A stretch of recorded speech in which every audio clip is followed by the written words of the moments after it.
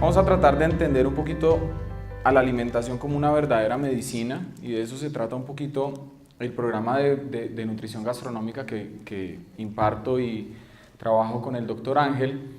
Pero para arrancar entonces es importante que empecemos a pensar un poco qué hay dentro de la comida para entender por qué es que es tan importante la comida y por qué esta visión pues es importante un poco trabajarla y tenerla presente siempre que comemos. ¿Listo? Entonces vamos a hablar, voy a ser muy escueto aquí porque no soy nutricionista, entonces pues no quiero meterme en áreas que no me corresponden, pero quiero que pienses que en los alimentos hay dos cosas importantes. Lo primero son los macronutrientes, que es lo que hay, que siempre te han dicho, las vitaminas, los minerales, la proteína, la grasa, la fibra, o sea, son lo que siempre has escuchado de los nutricionistas, pero yo de lo que me quiero enfocar es en la segunda parte, que muy poca gente habla, que son los micronutrientes. Los micronutrientes son partes que hay dentro de los alimentos que realmente son los que tienen ese efecto de medicina en el cuerpo. No es tanto cuánta proteína o cuánta vitamina o cuánto mineral hay dentro de un alimento lo que lo hace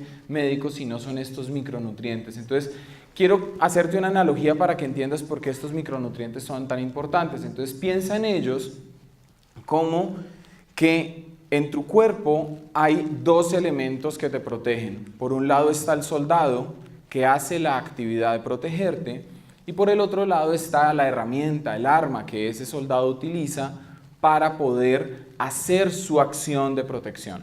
¿Listo? Entonces, los macronutrientes son el soldado y los micronutrientes son la herramienta que el soldado utiliza para poderte defender. ¿Listo? Entonces, ¿cuál es el asunto? Que los soldados, o la función de los soldados, ¿de dónde salen los soldados? Principalmente de la proteína y de los lípidos, y hacen la acción.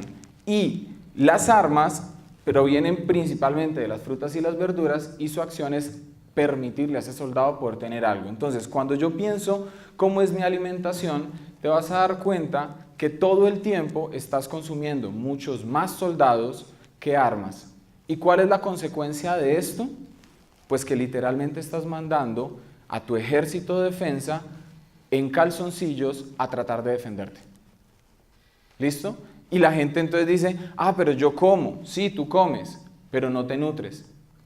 Y estás evitando que tu cuerpo tenga elementos de defensa. Entonces, como las armas provienen principalmente de la fuente de minerales y vitaminas o de las trazas que están dentro de las frutas y las verduras, yo quiero concentrarme en enseñarte el día de hoy cómo preparar frutas y verduras de muchas formas diferentes, muy agradables, para que tu consumo de frutas y verduras diaria se aumente. Y con esto no quiero decir que tienes que cambiar necesariamente tu estilo de vida.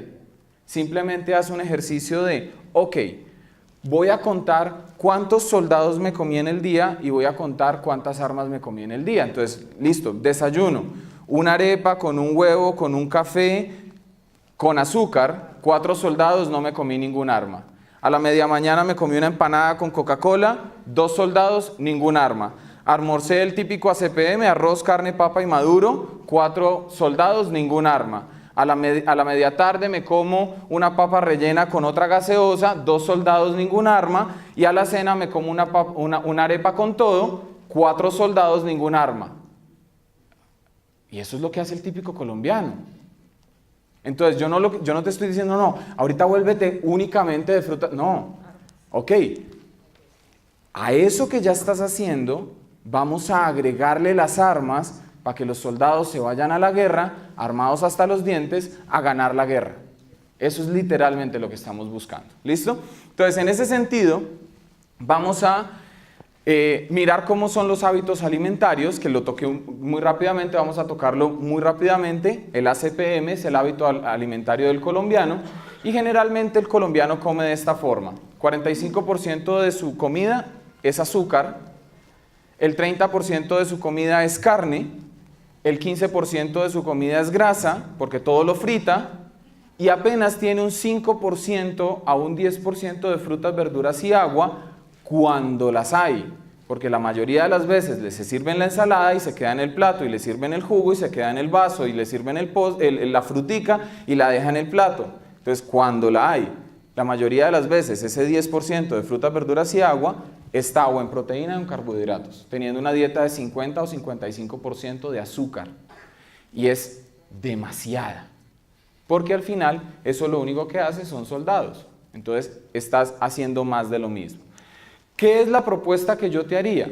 Comer un 40% de tu alimentación en proteína, un 5% de grasa, y ojalá esta grasa sea de omega 3, un 50% de tu comida deberían ser frutas, verduras y un 5% de agua. Eso sería la recomendación. Ahora, ¿cómo paso de lo anterior a esto? Pues facilísimo. Vamos a aprender algunas recetas rápidas que yo llamo las fórmulas mágicas. ¿Listo? Entonces, lo primero que tengo que entender es que debo tomar jugos medicinales.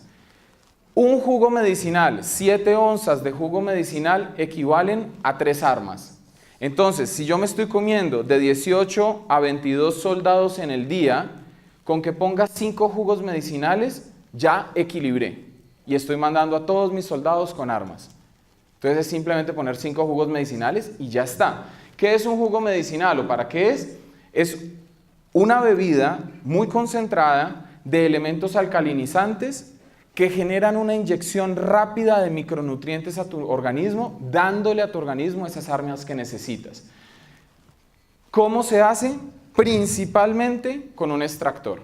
Si no tienes un extractor, puedes utilizar una licuadora de tercera generación, que la marca más conocida de este sistema es la NutriBullet. Hay otras marcas de licuadoras de tercera generación.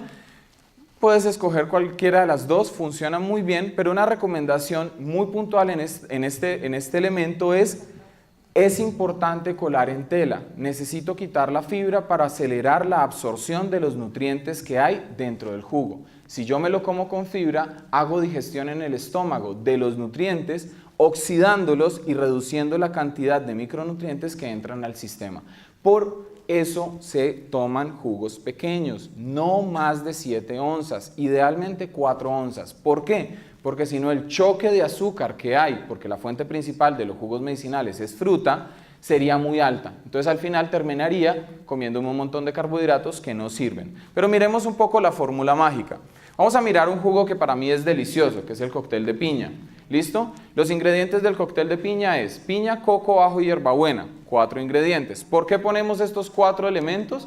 Porque la idea es tener una fórmula mágica. ¿Listo? Vamos a poner en el 50% del vaso que voy a preparar una fruta favorita. Y favorita es un término que establece a mi criterio personal. Entonces, yo no te puedo dar a ti una fórmula de jugo mágico. No te puedo dar a ti una fórmula de jugo medicinal, porque puedo ir y decir, no, es que a mí me encanta el borojó y doy contigo que no te gusta. Entonces, esa receta de jugo medicinal que te acabo de dar no sirve. No sirve porque si el jugo no es delicioso para ti, no lo vas a repetir. Y lo importante de esto es tomarse 5 al día. Y para poderme tomar 5 al día tienen que estar deliciosos. ¿Listo? Entonces, 50% de una fruta favorita. Ahora, vamos a hacer una lista de frutas o verduras que sean muy dulces. ¿Listo? Que no se van a repetir en la lista de fruta favorita. Toda la idea de esto es tener listas. Una lista de frutas favoritas, una lista de frutas y verduras que sean muy dulces. Ahora, ¿qué ser dulce o no ser dulce? ¿Es algo intrínseco o extrínseco? Intrínseco, vuelve a jugar lo mismo. Entonces yo no puedo darte una receta de un jugo medicinal, es imposible. ¿Por qué? Porque tengo que tener una fruta favorita y una fruta que a ti te parezcan dulces. Y si no te parece dulce y si no es la favorita de la fruta, pues no te va a gustar el jugo. ¿Listo? Y estamos hablando de que el 75% de la fórmula del jugo medicinal son cosas que a mí me tienen que gustar. Ay, que me han dicho que una fruta no se puede mezclar con otra, que me han dicho que no mezclar frutas con verduras, en los jugos medicinales todo eso es carreta.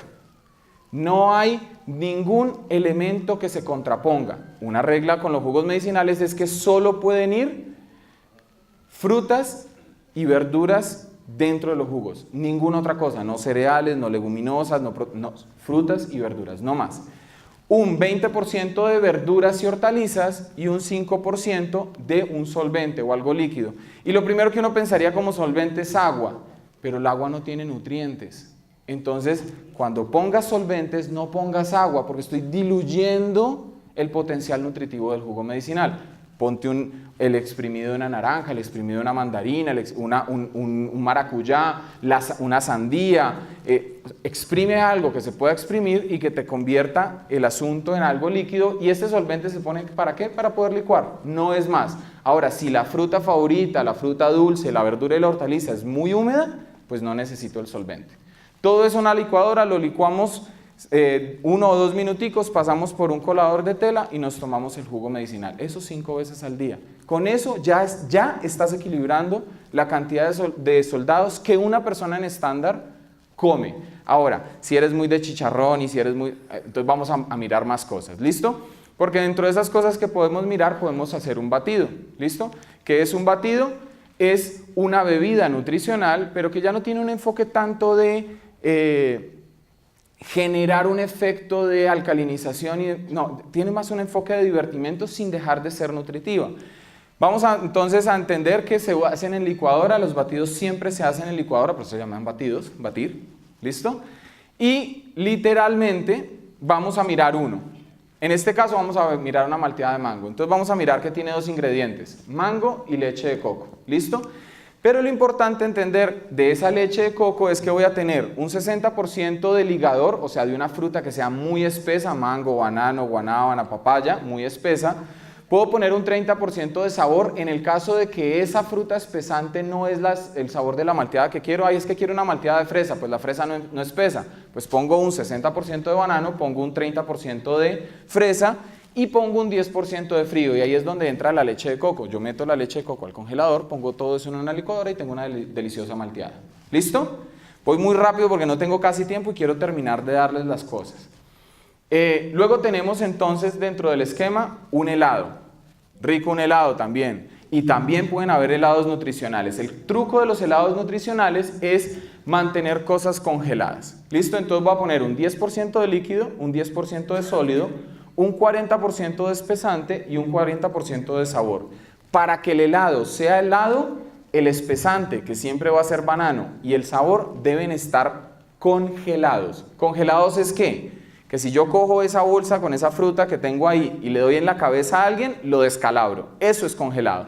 Si tú metes estas cosas, así como están ahí, a una licuadora, licúas 2 minutos y después de 2 minutos tienes un delicioso helado, sin leche, sin azúcar, sin conservantes, sin absolutamente nada.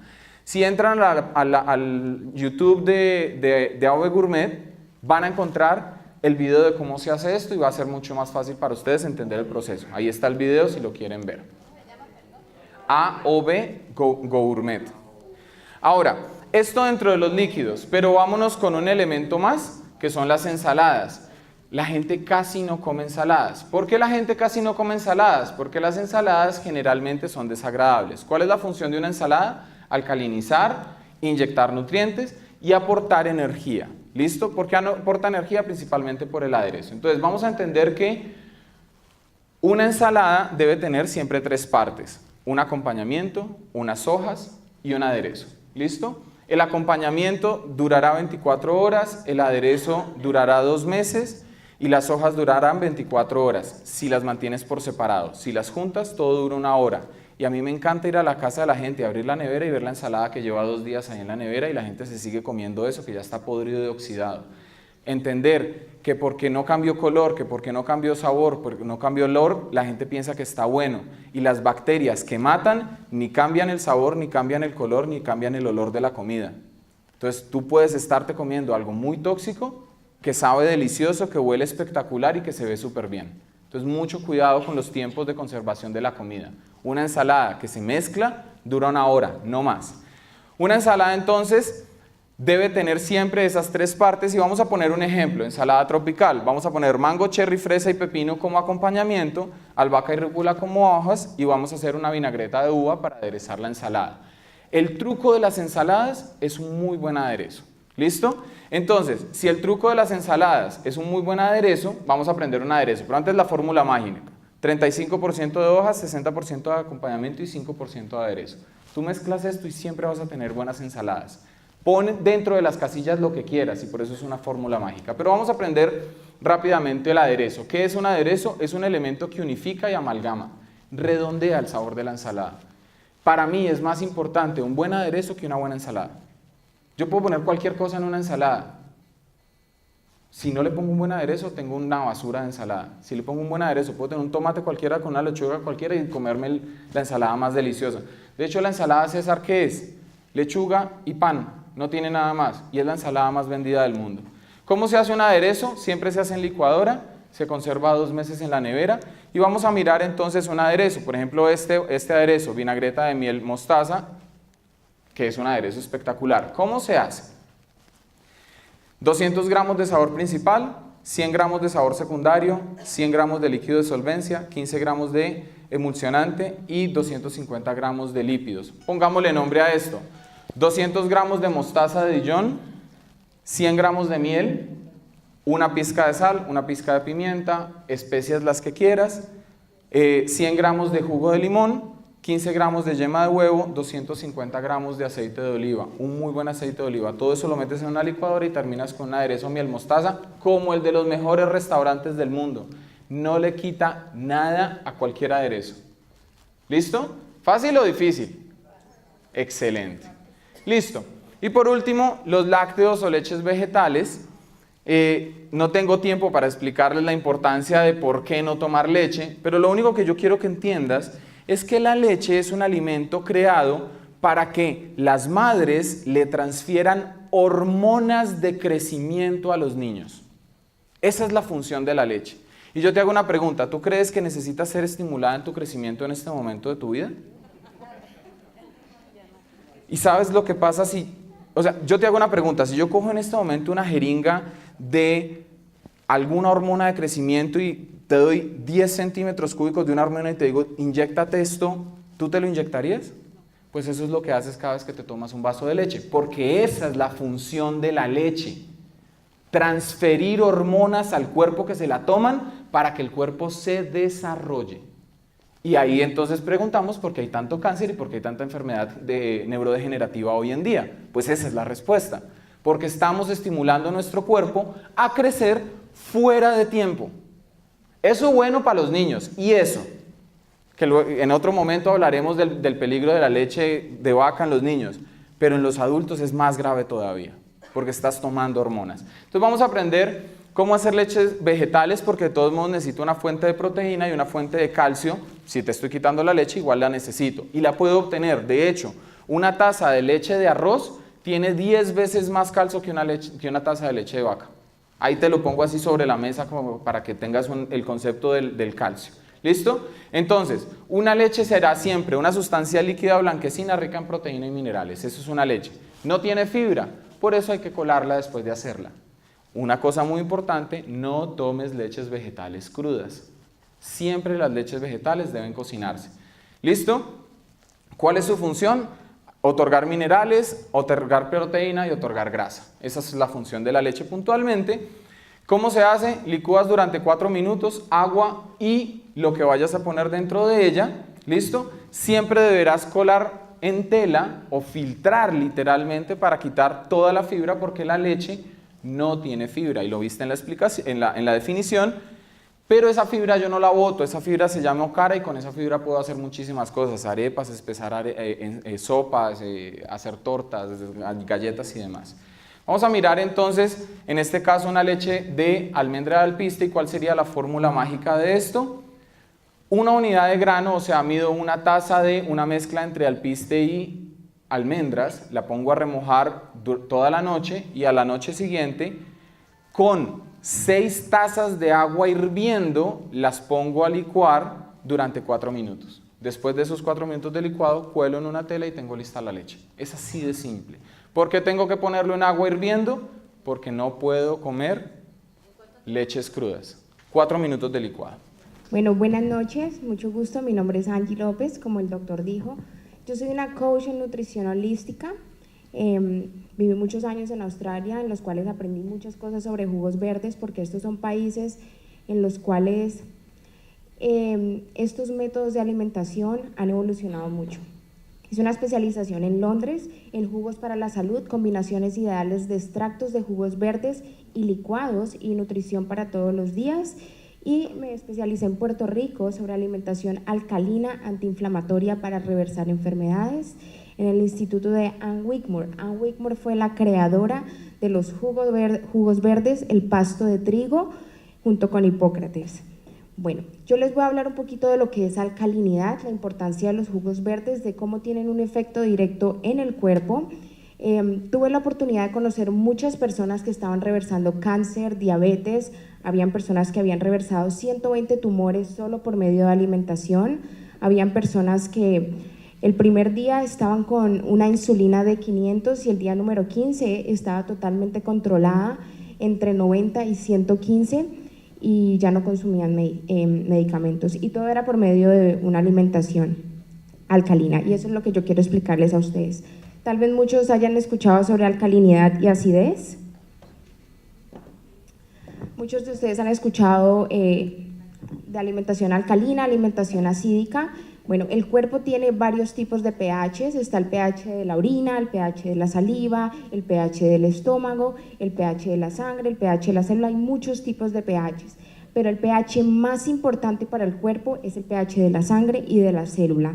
¿Por qué? Porque la sangre alimenta absolutamente todos los órganos, es lo que da vida. Entonces, este pH de la sangre debe mantener en un rango de 7.365. El pH de la célula debe mantener en 6.5. Una sola variación hacia el lado acídico o alcalino, pero es más viable que se vaya hacia el lado acídico, de estos pHs crea acidez. Y acidez es sinónimo de inflamación. Es una inflamación indolora, es una inflamación celular, pero es una inflamación constante a través de la vida. Hay ciertas cosas que alcalinizan o acidifican el cuerpo, que ya les voy a comentar en un momento. Lo que yo quiero que ustedes entiendan ahora es que alcalinidad es sinónimo de salud, acidez es sinónimo de inflamación, inflamación es sinónimo de enfermedad.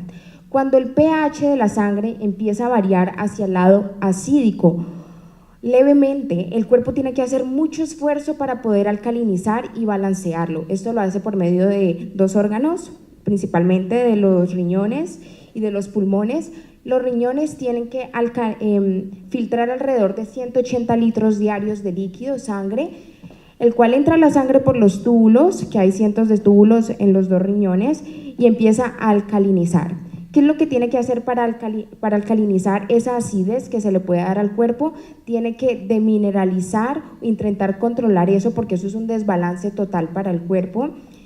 Y los riñones empiezan a demineralizar. Un ejemplo, les digo a ustedes, de el calcio. El calcio es lo más alcalino que puede haber. ¿Qué hace? Cuando hay una acidez, empieza a sacar y a demineralizar el calcio de los huesos para poder alcalinizar. ¿Y eso qué es? Osteoporosis, artrosis, fracturas de cadera. Esta acidez indolora celular constante a través de la vida empieza con gripas, con acné, con sobrepeso, eventualmente es diabetes, fibromialgia y hasta cáncer, todas las enfermedades crónicas.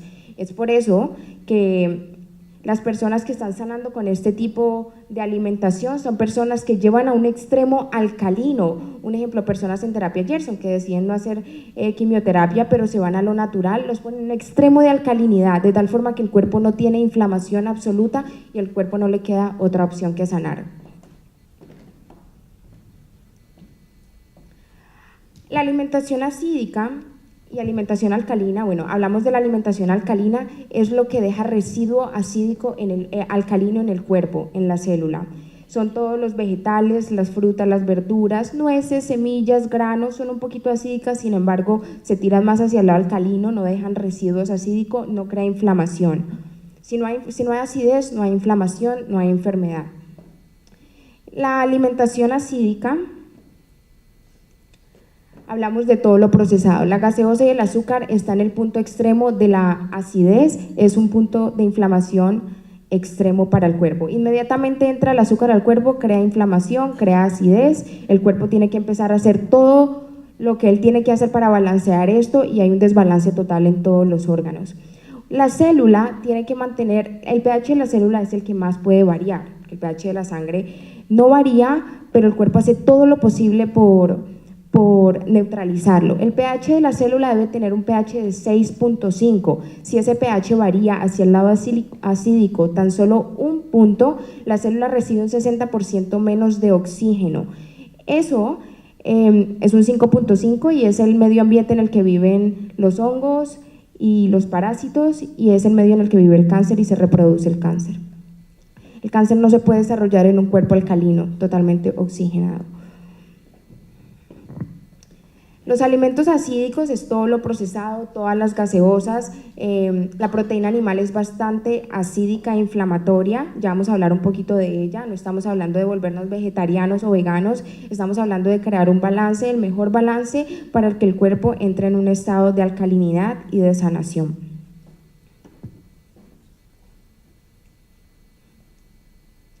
Bueno, vamos a hablar un poquito de la proteína animal. Relacionada específicamente con el cáncer y con las enfermedades crónicas. Muchos de ustedes han escuchado de que no hay que consumir mucha carne, que hay personas que están con cáncer que les quitan la carne. Bueno, de eso básicamente es lo que le voy a hablar. La proteína es supremamente acídica, es inflamatoria. La proteína es cancerígena, contiene hormonas, antibióticos, toxinas, químicos y esteroides, y nos da una digestión lenta, estreñimiento, crea putrefacción. Vuelvo y repito, aquí no hablamos de vegetarianismo ni veganismo, sino de crear ese balance perfecto. ¿Qué pasa con la proteína animal? La proteína animal, cuando se calienta, cuando se pone a altas temperaturas, libera aminas heterocíclicas. Las aminas heterocíclicas son un componente mutágeno que tiene la capacidad de modificar el ADN y es cancerígena y se activa cuando se calienta la carne. Cuando las personas hablan de la carne relacionada con cáncer y de los cientos de estudios que hay sobre la proteína animal y el cáncer, cualquier tipo de proteína, pescado, pollo, carne, res, pavo, es más que todo sobre una hormona de crecimiento que se llama factor de crecimiento insulínico 1. El factor de crecimiento insulínico 1 es una hormona que es hermana de la insulina, es una hormona de crecimiento que se necesita cuando está el feto en crecimiento y cuando estamos en la infancia en crecimiento. ¿Por qué? Porque ayuda a crecer los músculos, los huesos, los órganos, una hormona de crecimiento. Hay un punto en nuestra vida en que ya no necesitamos que nada crezca, ya todo lo tenemos. Y es ahí cuando esta hormona, si se activa, empieza a hacer crecer cosas que no queremos que crezcan. Y un ejemplo de eso son los tumores, el cáncer, tejido mamario y de próstata. Inmediatamente se consume proteína animal, se activa esta hormona.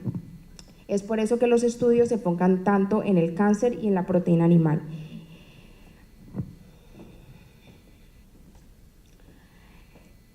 Lo ideal es hacer un balance respecto a la comida animal. Vamos a hablar ahora de las zonas azules, pero cuando nosotros miramos, hay muchos tipos de dietas, hay muchos tipos de forma de adelgazar, hay muchas cosas allá afuera, la mayoría de nosotros sabemos qué es bueno y qué es malo. Lo que hay que intentar hacer es tener entendimiento para poder aplicar eso en nuestra vida. Ejemplo, las células son lo que comemos y puede sonar cliché, pero es que es algo que es muy literal. Las células, por ejemplo, la membrana es hecha de aminoácidos y de ácidos grasos. Las conexiones neuronales se hacen de ácidos grasos. ¿De dónde vienen los ácidos grasos? De las nueces, las semillas, el aguacate, un buen salmón, pero la mayoría de personas lo hace de los fritos. Entonces, claro, todo lo que se empieza a regenerar de la célula y las conexiones es a partir de esto. Aquí vemos unas cosas de la proteína animal, los cortes que ustedes no ven, que muchas veces traen el pus, la mayoría pues están inyectados con hormonas, antibióticos. A ellos los inyectan para que crezcan más rápido y para que vivan con salud en un ambiente de insalubridad. Y todas estas hormonas, todas estas toxinas vienen y se implantan en nuestras células y hacen parte de nosotros.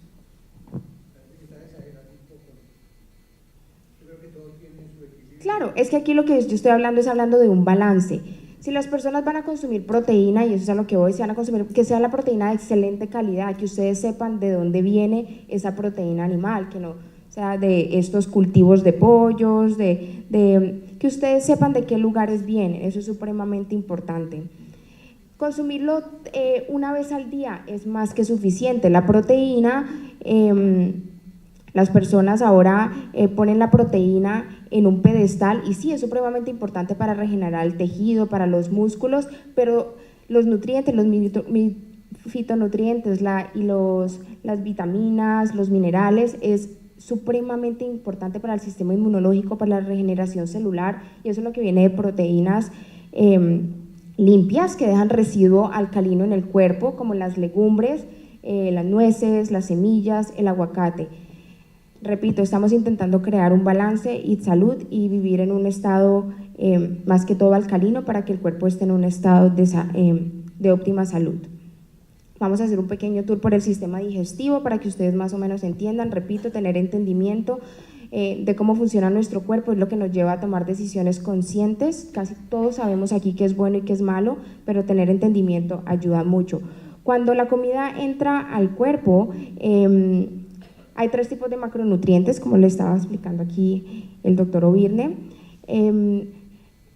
Las grasas, los almidones y las proteínas. Los almidones y las grasas empiezan a digerirse en la boca, esa está la importancia de masticar muy bien. Ahí salen estas enzimas digestivas y empieza el proceso de la digestión. En la boca hay un ambiente alcalino, ahí no se empiezan a digerir las proteínas. Ellas hacen un pare y sigue el proceso en el estómago de la digestión de las proteínas, que es un ambiente acídico.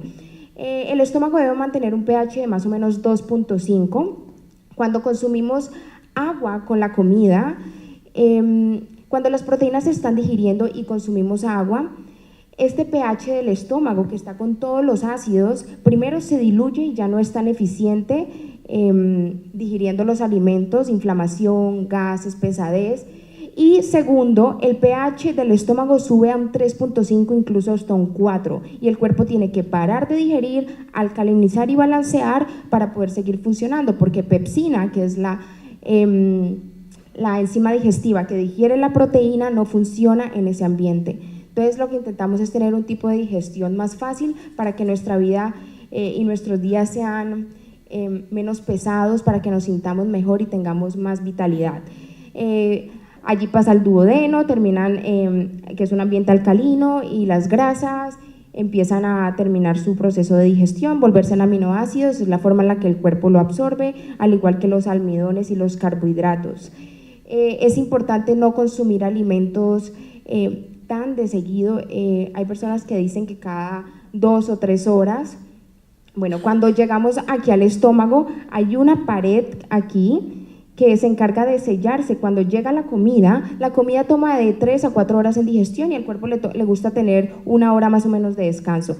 Llega la comida, comemos el desayuno y empieza el proceso de la digestión. Se abre después este túbulo y pasa la comida, pero llega 2 horas después otro tipo de comida. Entonces se cierra porque esto no está digerido, no es de fácil absorción, no puede pasar al duodeno ni al sistema digestivo ni al intestino delgado, y se cierra. Entonces ya hay 2 comidas aquí juntas, empieza a haber putrefacción, pesadez. Después se abre, pero 2 horas después llega el almuerzo, media mañana, media tarde, vuelve y se cierra, no está digerida la comida, tiene que cerrarse, hay que hacer proceso de digestión para poder absorberse. Entonces hay muchas comidas acumuladas y eso es lo que crea pesadez, y por eso lo ideal es dar un poquito de espacio entre las comidas para que el cuerpo pueda hacer una buena digestión, para que podamos ir bien al baño. Vamos a hablar un poquito ahí, solo tengo 2 minutos para hablar de la flora intestinal. Es supremamente importante sanar la flora intestinal, está hecho de vellosidades, en la cual llega la comida, empieza a digerirse y se empieza a absorber por estas vellosidades. Cuando consumimos mucha alimentación acídica, inflamatoria, muchos lácteos, antibióticos, muchas pastas para el dolor,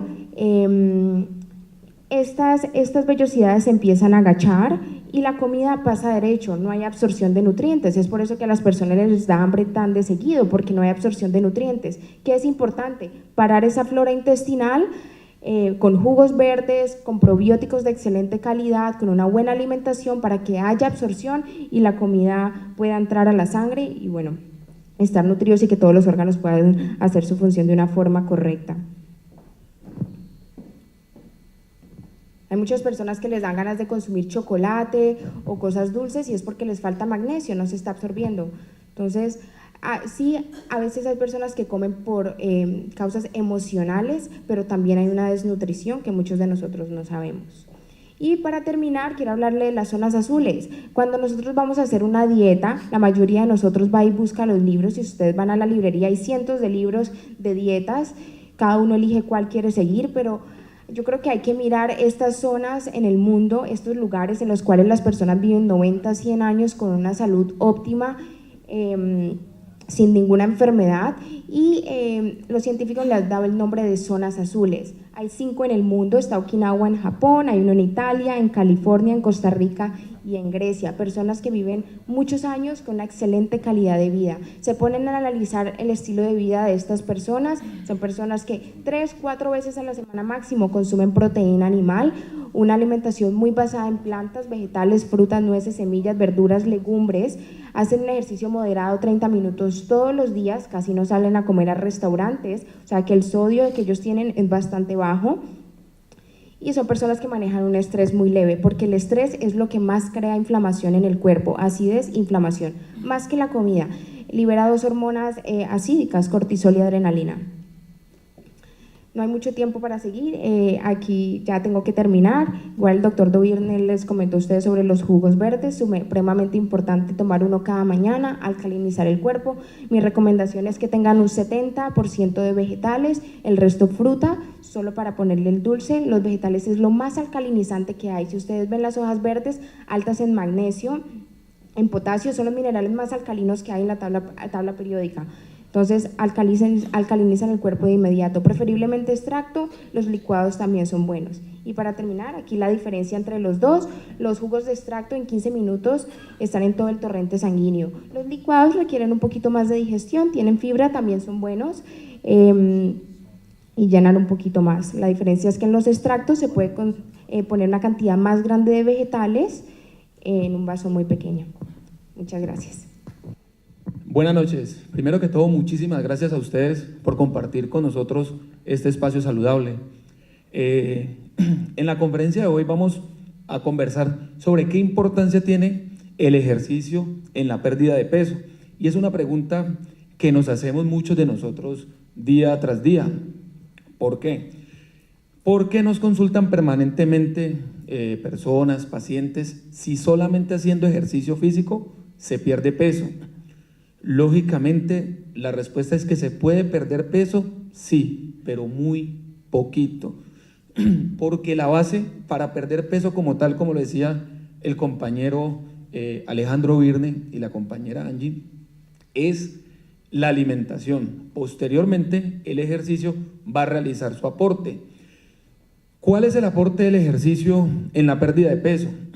La idea de la actividad física es consumir menos calorías en la alimentación de las que vamos a gastar en la actividad física. Entonces me explico, si nosotros vamos y realizamos una actividad física en el gimnasio y nos gastamos, digamos un ejemplo, un máximo, que por lo general no llegamos a ellas, 1000 calorías, pero al salir del gimnasio nos comemos de pronto, yo qué sé, una hamburguesita con una Coca-Cola, lógicamente multiplicamos el aporte calórico y lo que realizamos en el gimnasio se perdió en un punto y es en el objetivo de perder peso.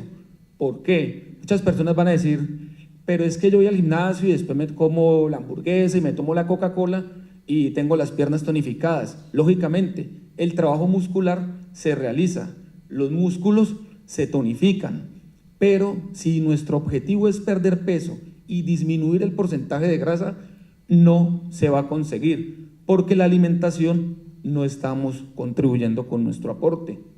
¿Correcto? A ver, otra pregunta que manejamos permanentemente en cuanto al ejercicio es si la persona cuántas veces en la semana debe entrenar. Eso depende del objetivo de cada persona al conocer su cuerpo y su estado de salud, que lo ideal cuando vamos a iniciar una actividad física es conocer el concepto médico. ¿Médico por qué? Para que nos diga cuánto es nuestro porcentaje de grasa, cuánto es nuestro índice de masa corporal y nuestra masa muscular. De esta manera sí se puede elaborar un plan de actividad física adecuado y contribuir a la pérdida de peso. Como dice el muñequito en la parte superior, hacer ejercicio por 30 minutos al día puede contribuir a la pérdida de peso, lo cual a su vez se ve reflejado en la presión sanguínea. De esto vamos a hablar un poco más adelante, pero vamos a decir algo. Realizar una actividad física como salir a caminar al parque nos va a contribuir en mejorar muchos aspectos. 30 minutos es lo mínimo si el ejercicio es continuo. ¿Cómo es continuo? Sosteniendo el paso con el que salimos a caminar. Ahorita más adelante vamos a hablar de los cambios de ritmo cuando estemos caminando. ¿Puedo practicar deporte u ejercicio físico si tengo diabetes? Muy bien, la respuesta es sí. Anteriormente a los pacientes se les estigmatizaba y se infundía un miedo de que no pueden realizar actividad física. Ahora los médicos y especialistas recomiendan, sobre todo a los pacientes cuando presentan diabetes tipo 1 o insulino dependientes, lo siguiente, y es que la diabetes no es solo del paciente, la diabetes se tiene que comprometer la familia, se tiene que comprometer el equipo médico a cargo del paciente. ¿Por qué? Porque el paciente puede tener toda la voluntad para controlar la patología, pero si en la casa no se le colabora con la alimentación, no se va a conseguir un sostenimiento saludable del paciente. Entonces, si el paciente puede o no puede realizar ejercicio, la respuesta es sí. Vamos ahorita a hablar de cómo lo debe realizar. Si el paciente presenta diabetes, debe realizar la actividad física. ¿De qué manera? Uno, conociendo sus niveles de glicemia en ayunas, conociendo sus niveles de glicemia preentreno, durante el entreno y post-entreno, porque ya conocemos de casos de pacientes que han sufrido choques hipoglicémicos post-entrenos y estos se presentan sobre todo en horas de la noche. ¿Cuál es la idea? Que el paciente conozca sus niveles de glicemia y esté permanentemente en control médico. Otro punto fundamental, y es que los pacientes, lo ideal es que iniciemos paso a paso. Paso a paso, ¿cómo? Que el paciente primero inicie con un trabajo cardiovascular suave, progresivamente. ¿Cuál es la idea? Que inicie con una actividad física de 12 minutos. Muchas personas van a decir, es muy poquito, pero para un paciente que no ha realizado actividad física durante toda su vida, es lo ideal que inicie caminando poco a poco. Otro punto, pero es que mi papá tiene pie diabético. Perfecto, su papá o el paciente puede realizar la actividad física evitando deportes de impacto. ¿Qué quiere decir? Que no vaya a tomar por actividad física un deporte como el básquetbol o el voleibol, que adecue la actividad física tipo la natación, ¿correcto? ¿Cuál es la idea? Muchas personas nos dicen, pero yo realizo actividad física y la diabetes sigue, los niveles de glicemia siguen. Lógicamente, sobre todo en la diabetes tipo 1, si el paciente no estabiliza los niveles de glicemia, no es de asustarse que la actividad física lo está matando o le está haciendo daño. El cuerpo se toma un tiempo en ir mejorando la calidad de vida, mejorando lo que es el sistema cardiovascular, el sistema respiratorio, y a medida que se van adecuando los hábitos alimenticios, se logra una estabilidad en los niveles de glicemia. Pueda que no sea inmediato, pueda que tome mucho tiempo, o si está muy avanzado, el paciente va a seguir con la prescripción del medicamento, pero con la actividad física va a permitir de que estos niveles de glicemia no se sigan elevando y así ocasionar daños, efectos secundarios a futuro, ¿correcto? Bueno, aquí tenemos 3 preguntas que son: ¿cuál es la frecuencia cardíaca ideal para perder peso? La frecuencia cardíaca ideal para perder peso de una persona la vamos a hacer de la siguiente manera. Los hombres tomamos el número 220 y este número le vamos a restar nuestra edad.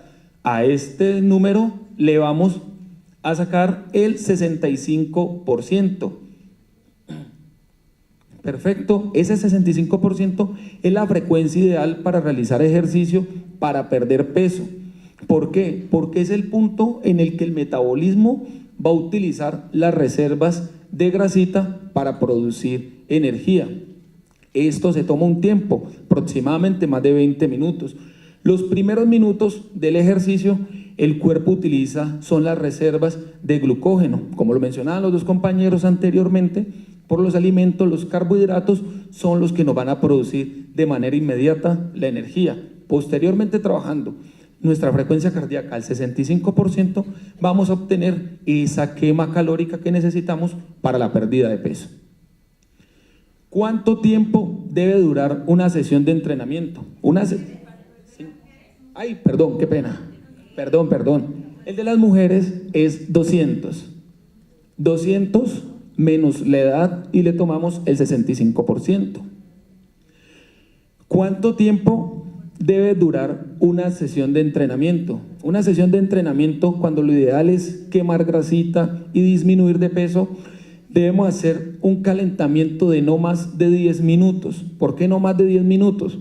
Porque si calentamos más de 10 minutos, vamos a gastar esas reservas de energía que vamos a necesitar en nuestros músculos para producir buena energía. Entonces, calentamos 10 minutos, hacemos un entrenamiento, si vamos a trabajar pesas o una clase grupal de la que ustedes deseen, debe ser de 30 a 45 minutos, para que a la hora nuestro entrenamiento esté finalizando, ojo, lo ideal, con una buena sesión de ejercicios cardiovasculares, bicicleta, elíptica, trotadora o el equipo cardiovascular que ustedes tengan acceso.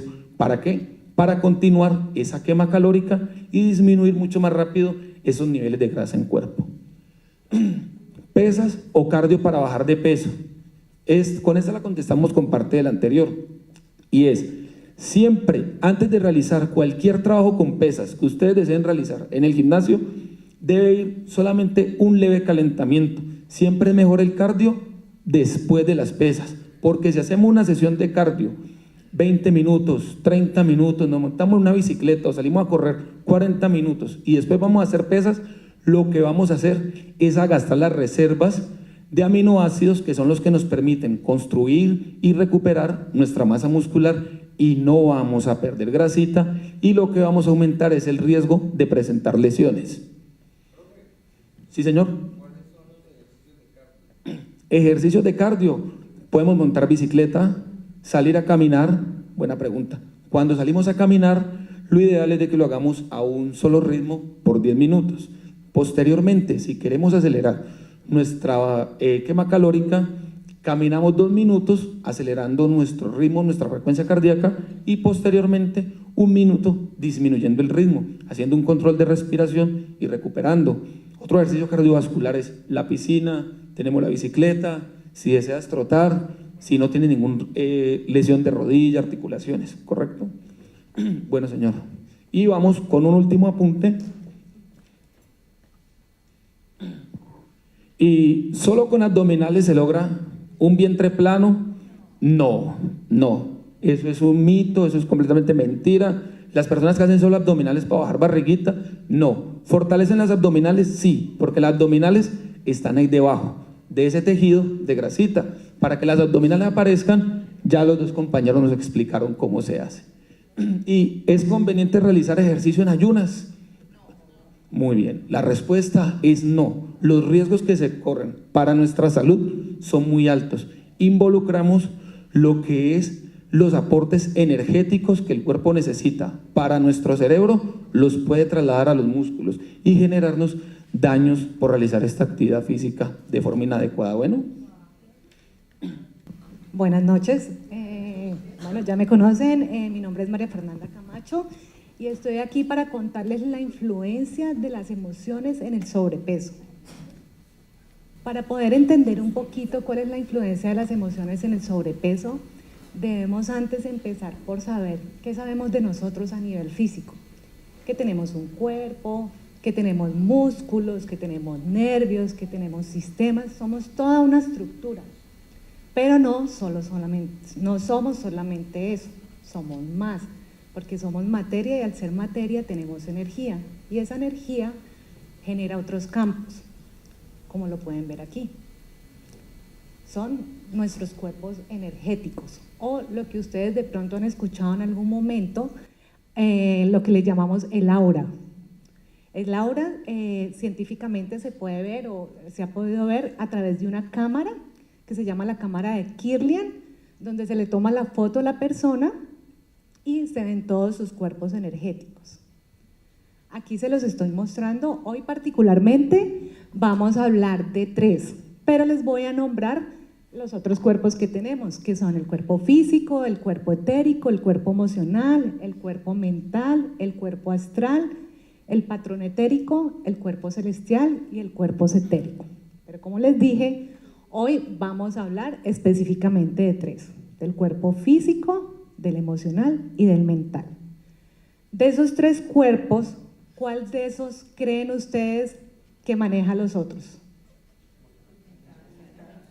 El mental, muy bien, exactamente, el mental. ¿Por qué? Les voy a contar. Todo lo que haya en nuestra mente, ideas, vivencias que han ocurrido a través de nuestra vida en el tiempo, generan emociones. Emociones convenientes o no convenientes. Y esas emociones como miedo, alegría, angustia, tristeza, lo que sea, genera un resultado en el cuerpo físico. Por eso es tan importante trabajar las emociones, porque al trabajar las emociones vamos a trabajar la mente. ¿De qué está compuesta? Bueno, la mente se divide en 2, en consciente e inconsciente. ¿Qué es la mente consciente? La mente consciente son todas esas experiencias que hemos vivido a través del tiempo, que heredamos de nuestra familia, de lo que vivimos, de nuestro entorno, de nuestra cultura. Y realmente viene siendo un 3, un 5%. Y tenemos la mente inconsciente. ¿Qué es la mente inconsciente? Todo eso que nosotros no vemos, todas esas experiencias vividas en un pasado más o menos entre los 0 y los 7 años, donde apenas estaban despertando esos cuerpos emocionales. Y entonces aquí yo les muestro en esta imagen, he representado en un iceberg el consciente y el subconsciente o inconsciente como se le llama.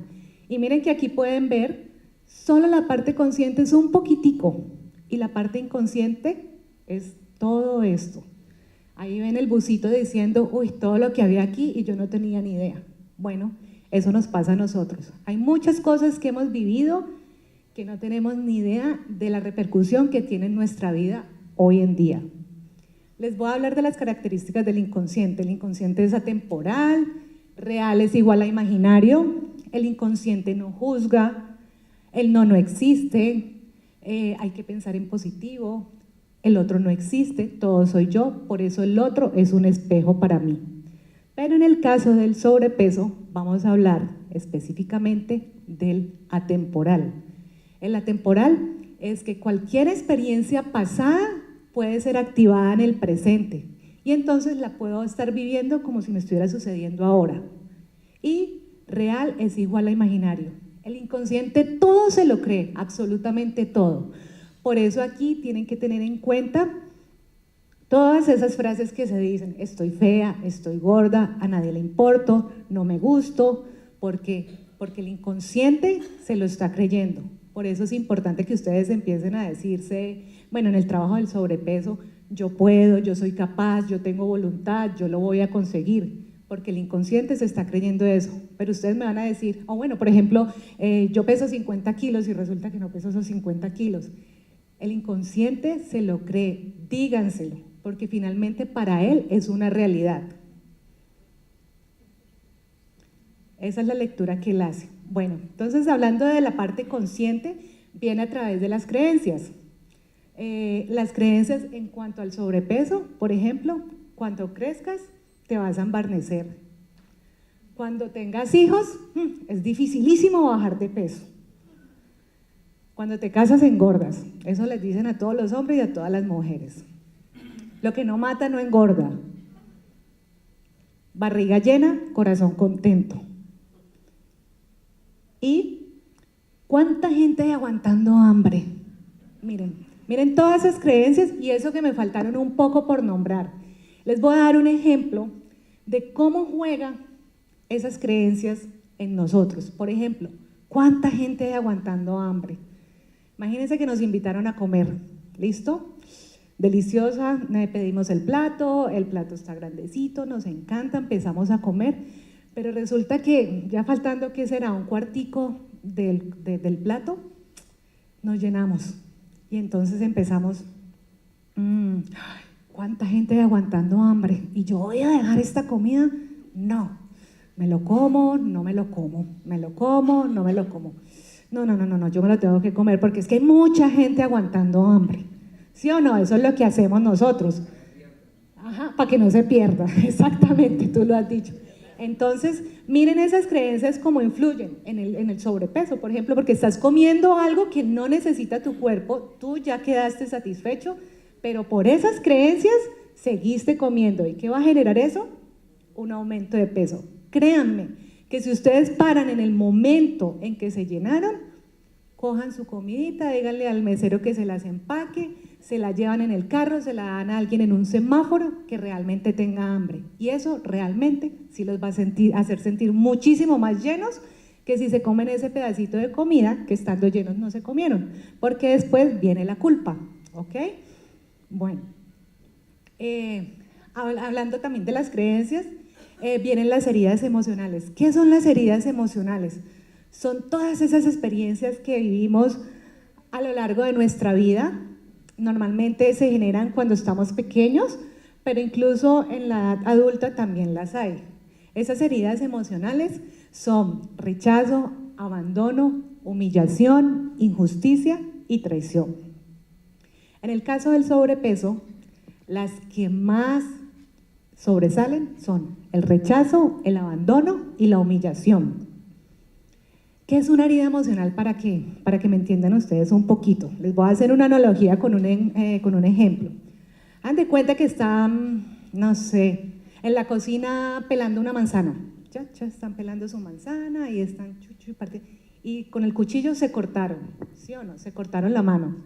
Les quedó una rajadura, una herida grandísima ahí. Les salió sangre, ¿qué van a hacer? Obviamente atenderse, se echan agüita, se echan isodine, pero como la mano está expuesta y la usamos para todo, lo que voy a hacer entonces es ponerme una curita, un microporo, bueno, cada cual decide cómo se la quiere curar. Pero asumamos que ahí tiene una curita. Listo, tengo mi curita ahí, pero resulta que por la noche llegó mi esposo o mi esposa con un amigo de la infancia que mi esposa o mi esposo no conocía. Y llegó esa noche, hija, vengo a presentarte a mi amigo que me lo encontré esta tarde, quiero que lo conozcas. Y llega ese amigo y ¿qué hace? Mucho gusto, soy María Fernanda. ¿Qué hace? Le apretó la herida. Le apretó la herida, exactamente. Eso pasa en nuestra vida. Hay personas, situaciones y momentos que sin querer queriendo nos están haciendo así en la herida. Nos activan esas heridas emocionales de las que nosotros no somos conscientes. Hablando de esas heridas emocionales, les decía que el rechazo, el abandono y la humillación son las que se ven muy presentes en el sobrepeso. Voy a hablarles aquí de la herida emocional, del abandono y el rechazo. ¿Qué pasa cuando nos sentimos rechazados? Se ponen tristes, ¿qué más? Baja la autoestima, ¿qué más? No quieren vivir unos. Bueno, hay una cantidad de emociones de desvalorización, de disminución, depresión, soledad, tristeza. Vienen en juego una mano de cosas. Entonces, ¿qué hacemos? Toda esa sensación de disminución nos genera una ansiedad. ¿Y qué hacemos con esa ansiedad? Empezamos a comer, a comer, a comer, a comer. ¿Y para qué comemos? Nosotros, es la manera de nosotros protegernos. Yo necesito hacerme grande, necesito sentirme segura. Es lo que mi inconsciente está haciendo ante esa necesidad de desvalorización y disminución, ante ese sentir. ¿Ok? Entonces ahí, eso está haciendo mi inconsciente. y listo, me engordo. Y luego viene otra creencia. Cuando voy y me miro en el espejo y estoy gorda, ¿qué pasa? Terrible, me da tristeza, es decir, me engordé por esa herida emocional del abandono, luego voy y me miro al espejo y empiezan las creencias a jugar, ¿por qué? Porque es que ya no quiero estar gorda, porque es que tengo que ser 90, 60, 90, porque la sociedad dice que debe ser así, o porque tengo que bajar de peso porque si no mi esposa no me va a querer, y vienen muchas cosas, entonces empieza a jugar el consciente y el inconsciente con uno. El exceso de sobrepeso, aquí podemos ver las diferentes causas o emocionales que pueden haber. Necesidad de ser vistos, necesidad de ser tenidos en cuenta, carencia de afecto, protección, hambre de amor, ser amados, ser considerados, ser escuchados, la inseguridad, el miedo. Esas son una de las tantas causas que hay por allá. Unos pueden tener una, varias. ¿Cuál es mi invitación el día de hoy? A que ustedes revisen qué hay en su mente. ¿Qué hay en su mente, por ejemplo, hoy, que les generó esa ansiedad por comer?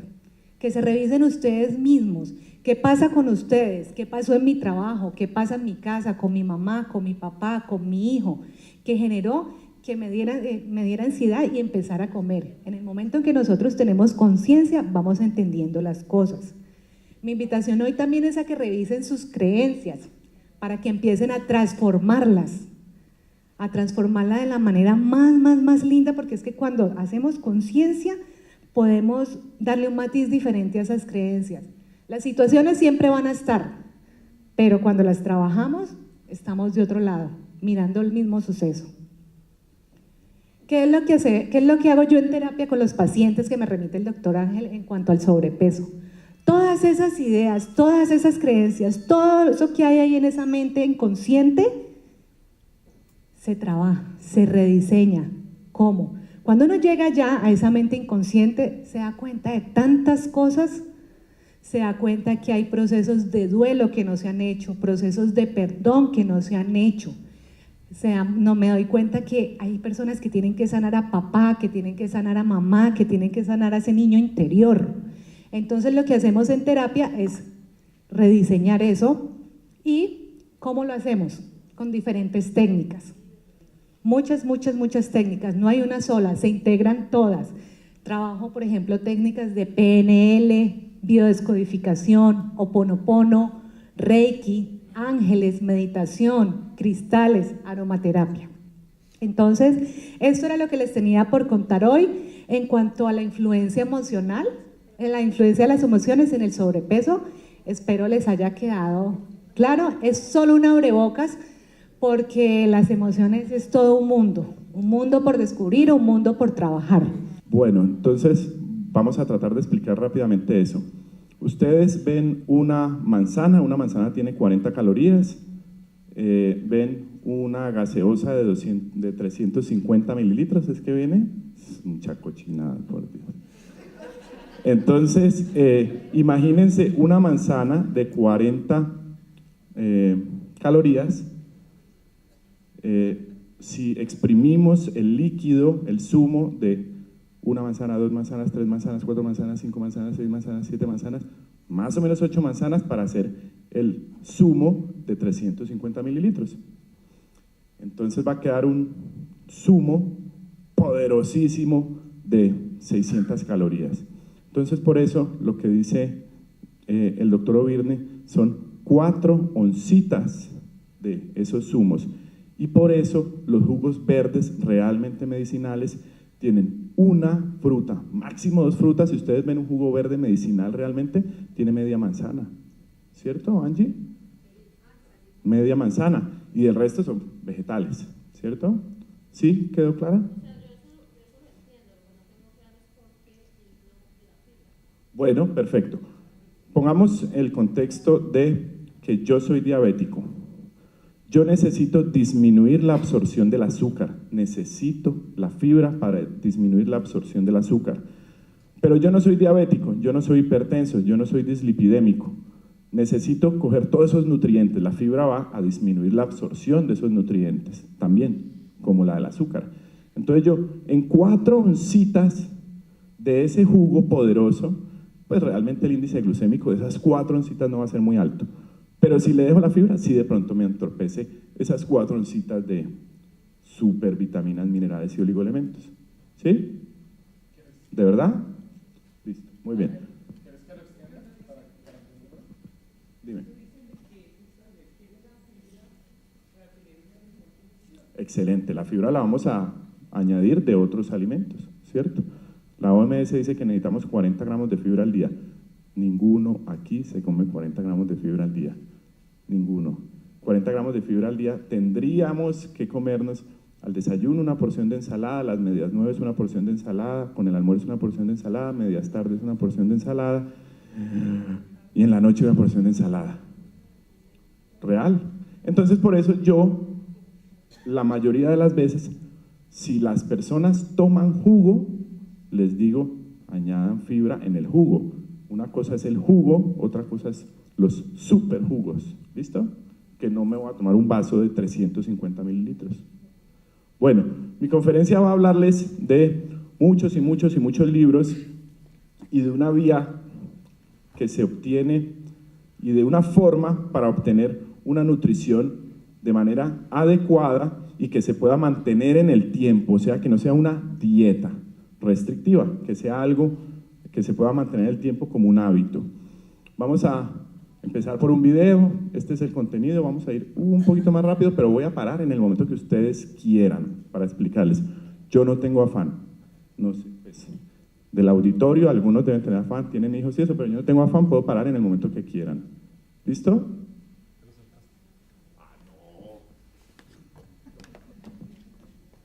Yo no lo toqué.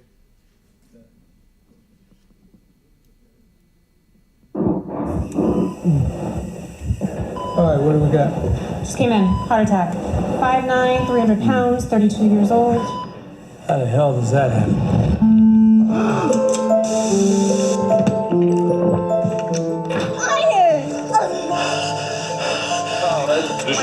Can I get a, Could be developing diabetes. Yeah, to make a change.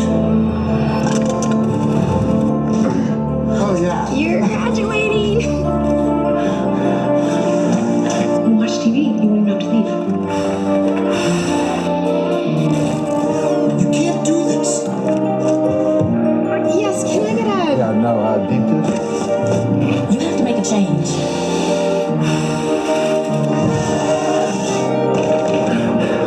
Good job, Jim. You got an A+.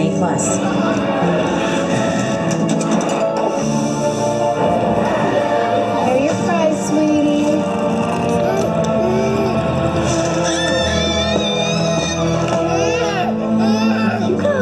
I still can't believe you give this child French fries. I know, but it's the only thing that'll make him stop.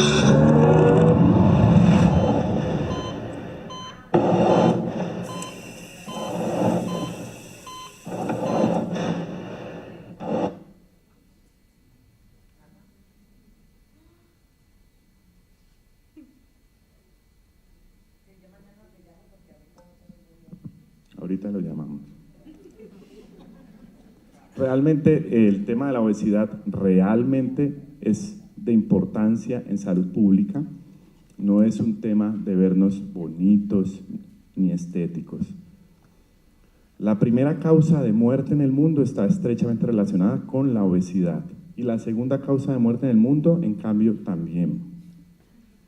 La primera causa de muerte en el mundo son los infartos y la segunda causa de muerte en el mundo son los cánceres. Y realmente la obesidad está relacionado con los 7 más endémicos y más prevalentes en la sociedad occidental. ¿Cada cuántas horas debemos comer para una nutrición saludable? ¿Alguien quiere aportar? 3. Cada 3 horas. Bueno, muy bien. ¿Cuál es el factor de riesgo cardiovascular más importante para nosotros infartarnos? ¿Alguien sabe?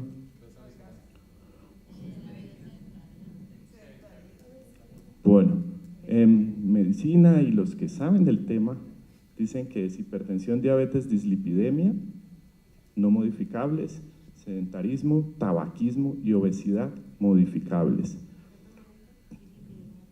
colesterol o triglicéridos elevados. ¿Sabes qué es medicina preventiva y medicina predictiva? Bueno, esa la vamos a responder en adelante. Resulta que nosotros debemos estar en un constante equilibrio, y el equilibrio de nuestros genes y de nuestras hormonas. Eso es lo que deberíamos buscar, y ya mis antecesores han hablado de las hormonas, de los productos lácteos de origen animal. Pero entonces, ¿cuál es la hormona maestra? Nosotros al principio decíamos, bueno, el paciente diabético ¿se infarta más rápido? Sí. ¿El paciente obeso se infarta más rápido? Sí. ¿El paciente con colesterol y triglicéridos se infarta más rápido? Sí. Pero ¿cuál será el común denominador? Debe tener como un común denominador entre ellos, o ¿cuál será el gatillo inicial, el gatillo fundamental? Porque resulta que en México, la persona que más sabe de ácidos grasos que yo conozco, debe haber uno que sabe más, es el doctor Gustavo Orozco, y él es un cardiólogo, y en una reunión que tuvimos, él decía, vea, yo en las unidades de cuidado intensivo y de cuidado intermedio coronario que he estado, yo he hecho el test para medir colesterol y triglicéridos a todos mis pacientes, y solo el 10% han tenido colesterol y triglicéridos elevados.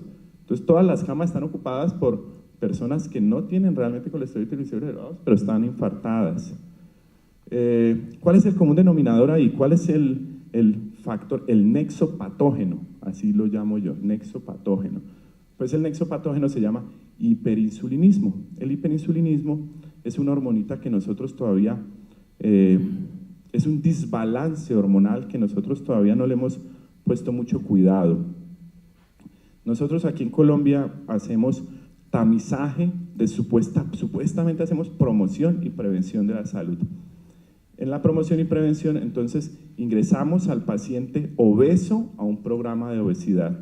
Ingresamos a un paciente hipertenso, diabético y ya enfermo, con colesterol y triglicéridos elevados, a un programa de promoción y prevención en riesgo cardiovascular, pero el paciente ya está obeso, ya es hipertenso, ya es diabético. Entonces, realmente es prevención, no estamos previniendo las catástrofes futuras de esas enfermedades, pero el paciente ya es obeso. La punta del iceberg puede ser lo que se ve, ¿cierto? Que es el paciente obeso. Eso podríamos decir, eso es lo que nosotros vemos. Pero estos son los rostros del hiperinsulinismo. Más de 7 tipos de cánceres, sobre todo cánceres en las mujeres, endometrio, mama, en hombres, próstata, son los más importantes, los cánceres que más están matando gente en el mundo occidental.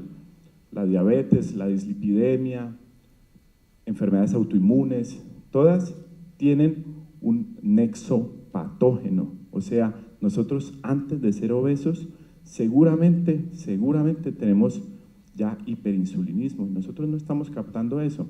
Muy seguramente antes de ser diabéticos tenemos un perímetro abdominal, las mujeres superior a 88 y los hombres superior a 102. Eso es muy fácil de captar. No nos dejemos meter, no dejemos hasta que los médicos nos capten a nosotros, pues no le dejemos nuestra salud a los médicos, ¿sí? Los médicos ahorita tenemos 17 minutos, no te vamos a medir. ¿Algunos de ustedes les han medido el perímetro abdominal en una consulta? Lo que yo digo es que no se dejen, no dejen todo el futuro de su salud, de su familia, todo el futuro de sus vidas en las manos de los médicos. La salud en Colombia es perversa. Ustedes no han escuchado el tema de que la única manera de acabar con las FARC es meterlas a una EPS, ¿cierto? La señora tenía una pregunta. Talla a la 2, o sea, 1,60 por 1,60, no 1,60 por 2, 1,60 por 1,60, dividido el peso. Dividido. Bueno, muy bien. El nexo patógeno, antes de llegar a la obesidad, antes de llegar a hipertensión, antes de generar trastornos endocrinos como síndrome ovario poliquístico, como la diabetes, que es la insulina ya agotada. Mucho antes de llegar a eso, nosotros generamos un desequilibrio en la insulina y el glucagón.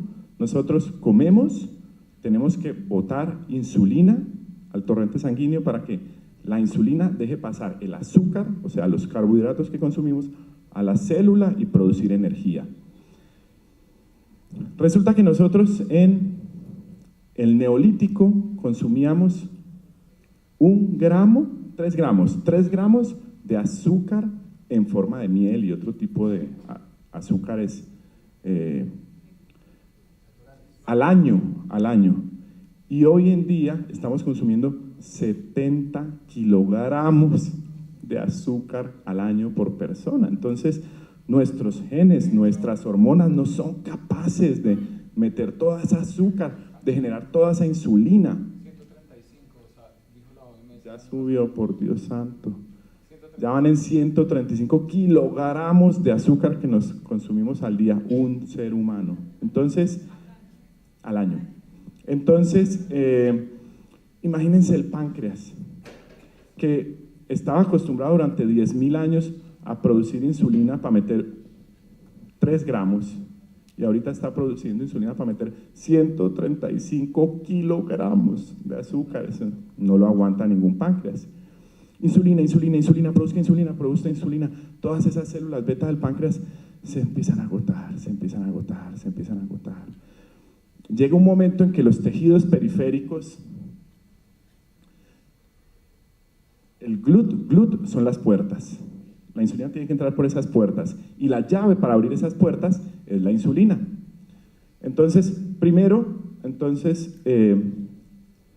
el páncreas empieza a producir mucha insulina. Entonces los tejidos periféricos ya no le hacen caso a la insulina, se pinchan.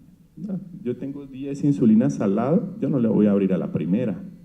No, pues teniendo tantas, yo le abro a la quinta o sexta. Entonces eso se llama resistencia periférica a la insulina. La tercera fase, eso se puede detectar. Uno toma insulina en ayunas e insulina pre, y uno puede detectar antes de que la glicemia esté alterada o antes que la hemoglobina glicosilada esté alterada, o sea, les estoy hablando de 10 años antes de ser diabéticos. Eso es medicina predictiva, porque el paciente no es diabético, ¿cierto? Entonces, insulina se puede tomar en sangre, es muy fácil. La tercera fase es que las moléculas de grasa empiezan a hacer resistencia a la insulina. Tenemos mucha azúcar en sangre porque ya no la podemos meter a los tejidos. El hígado dice, ¿qué hago con toda esta energía? Y el hígado no tiene más remedio que gastarse un poquito en producción de algunas lipoproteínas y un poquito en energía. Pero ¿qué energía se va a gastar si es que nosotros cada 6, cada 4, cada 3 horas le estamos dando un alimento muy poderosamente rico en carbohidratos?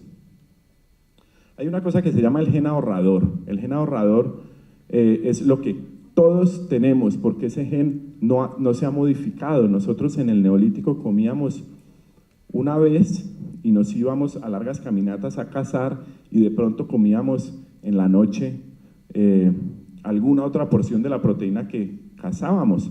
Entonces, nosotros estamos diseñados genéticamente para aguantar hambre.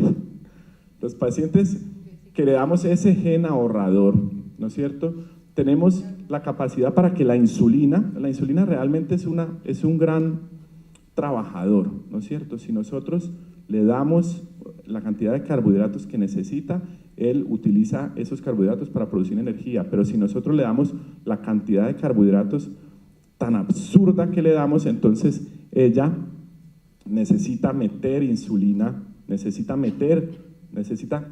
guardar, ahorrar esa energía, y el tejido donde ella lo puede ahorrar es el tejido graso. Bueno,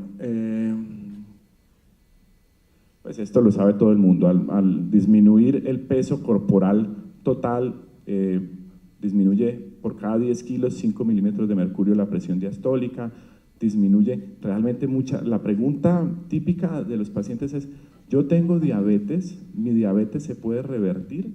Entonces, no es ético que yo, por ejemplo, me preguntan en redes o por teléfono o por chat, no es ético yo darles esa falsa expectativa de curación y esa idea mágico-religiosa, pero realmente yo conozco de 100 pacientes que llegan a mi consultorio, yo podría decir que 50 pacientes o dejan de inyectarse insulina y empiezan a usar metformina o hipoglicemiantes orales, o los empiezan a tomar a la mínima dosis, porque resulta que ya le estamos dando el azúcar necesaria y ellos tienen algunas proteínas de insulina, algunas enzimas de insulina para meter ese poquito azúcar y se las estamos dando una vez al día. Yo ya les voy a explicar cómo es esa dieta. La hipertensión es un fenómeno aislado. Nosotros en medicina decimos, usted tiene hipertensión, ¿cómo es que le decimos nosotros? Hipertensión que no sabemos por qué es. Nosotros decimos hipertensión esencial primaria, es el diagnóstico, hipertensión esencial primaria, y entonces el apellido es idiopático. Hipertensión esencial primaria, idiopático. ¿Y por qué me dio la hipertensión? No, pues genes, obesidad. Pero resulta que ese idiopático, que nadie sabe qué es precisamente la influencia de la insulina sobre las arterias, sobre el colesterol, sobre la rigidez, sobre el sistema nervioso central. El síndrome metabólico o síndrome X es lo que más está matando gente en el mundo en este momento y está vinculada a nuestra nutrición. Definitivamente ya estamos perdiendo la batalla, como les digo, en consultas de 15 a 17 minutos.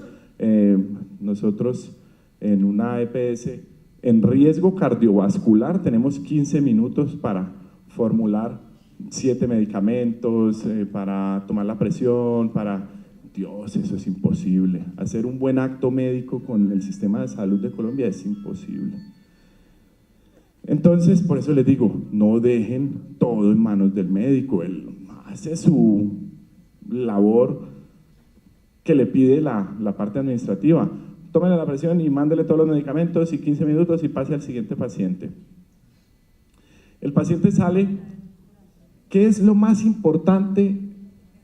¿Cuál es el punto más importante en un paciente con este tipo de enfermedades y con obesidad?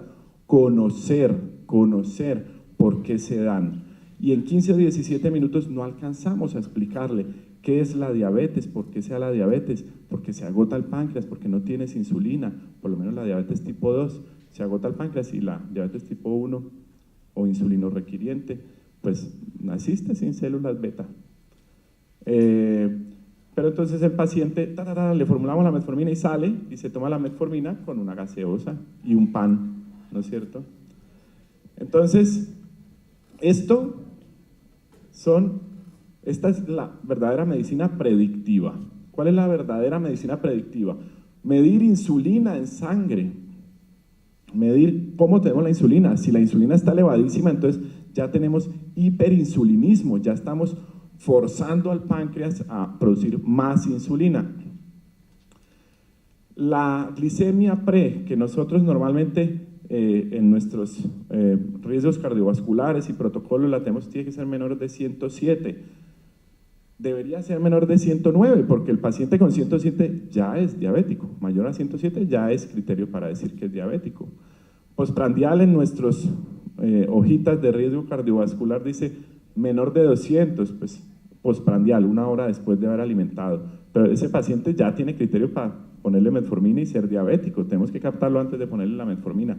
El perímetro abdominal, importantísimo, importantísimo, y eso no cuesta nada. Es un metro, eso es lo que cuesta. Que mujeres sean menor a 88 y hombres menor a 102. Si es mayor a 102, pongámonos las pilas, empecemos a prevenir las enfermedades que nos podemos desarrollar con la obesidad. Y esto me gusta mucho porque en todos los controles de riesgos cardiovasculares trimestrales, en todos los protocolos de todas las EPS, sí piden perfil lipídico.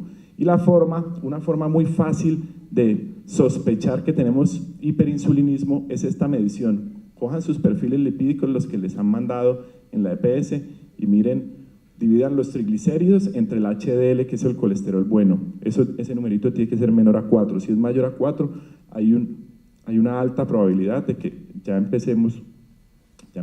tengamos hiperinsulinismo. Hay un perfil que se llama perfil de inflamación silenciosa. Esto se hace, pero no aquí, se hace en México y en Estados Unidos. Los que tengan hojita, háganlo, es bien interesante. Los que no tengan hojita, pues tómenle una foto. Esto es una forma, por allá una señora me dice, ay, y yo quiero que me hable de las personas adictos a los hidratos de carbono y a las harinas.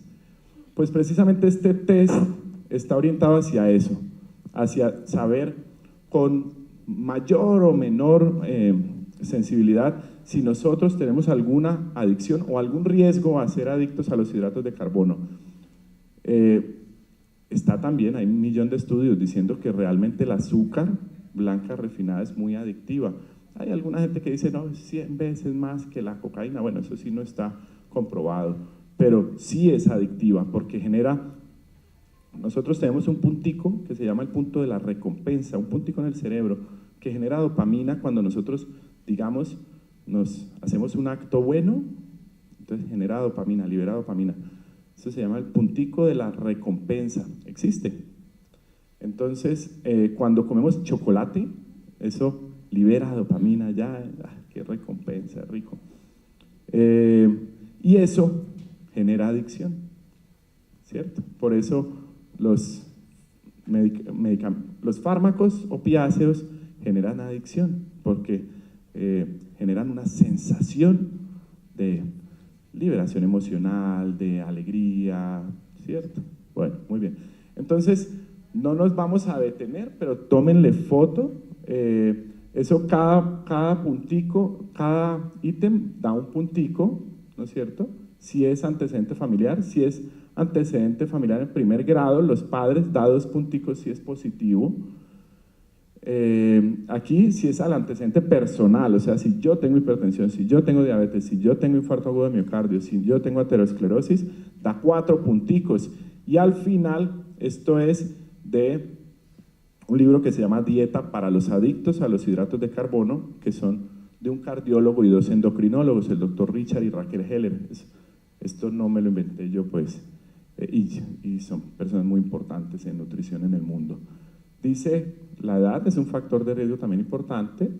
El perfil nutricional, durante el día tomo refrigerios o mecato, suelo tomar refrigerios en la noche, suelo mascar chicle o caramelos durante el día, ingiero bebidas gaseosas o jugos o tés en cajita en el día, ingiero algunas bebidas entre comidas endulzadas, al menos una comida al día dura más de 1 hora, o sea que yo me siente a comer 1 hora, casi todos los días como alimentos en paquete, casi todos los días como frituras, todas mis comidas suelen incluir pan, pasta, feculados, arroz y hidratos de carbono importantes. Acostumbro a comer sin tener hambre, por ansiedad o por esto.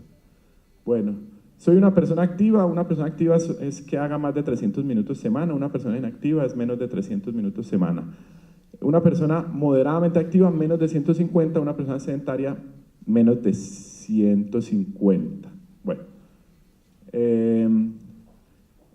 estrés, ¿qué tanto estrés manejo? El estrés laboral. Si usted tiene estrés laboral, bueno, te tienes que poner 2 punticos, pero si tú tienes estrés familiar, relaciones conflictivas en el hogar, tú te tienes que poner 3 punticos, y así sucesivamente, y al final de la interpretación da un puntaje. Entonces, un puntaje entre 0 y 11 tiene riesgo moderado de enfermedad coronaria y de poder ser adicto a hidratos de carbono, puntaje entre 12 y 18, entre 19 y 36, y puntaje mayor a 37, pues un riesgo muy alto a una enfermedad coronaria y a ser adicto a los hidratos de carbono.